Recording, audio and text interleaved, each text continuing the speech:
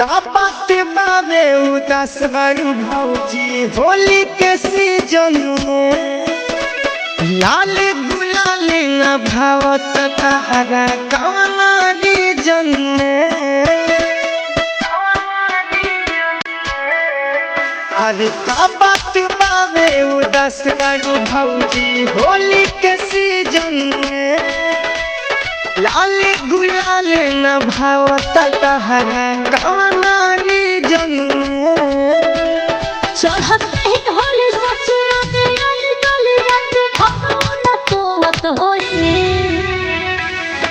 कि फगुना में हमारा के जोहत होई मजनुआ रंगल के रोवत होई कि फगुना में हमारा के जोहत होई मजनुआ रंगल के रोवत होई।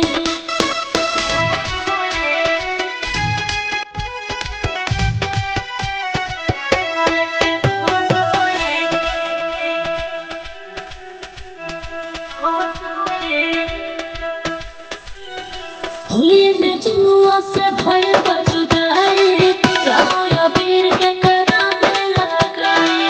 पहले जब प्यारी रहलू नहीं हर में भाभी हो काहे के दोसरा से काली हल शादी हो।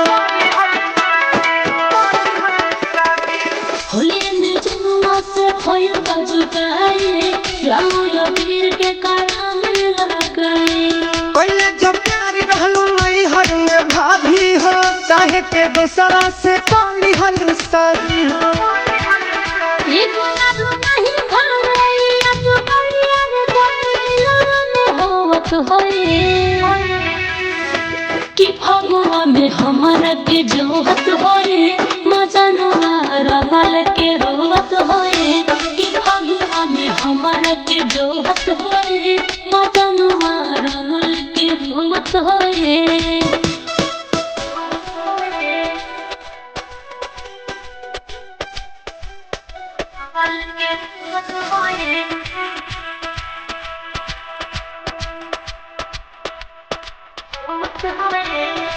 पकवाने गुआई संगत छोड़ले बा होलिये में साथ छुटल बहुते रोले बा। चलो ना भौजी तारा यार से मिला दी सीखा शरीर सब रंग से भिगवा दी। पकवाने गुआई संगत छोड़ले बा होलिये में साथ छुटल बहुते रोले बा। चलो ना भौजी तारा यार से मिला दी सीखा शरीर सब रंग से भिगवा दी। फोटो कनी काटा दी कसला लगा दिया से मत होई कि फगुआ में हमारा के जोहत होई मजनुआ रंगल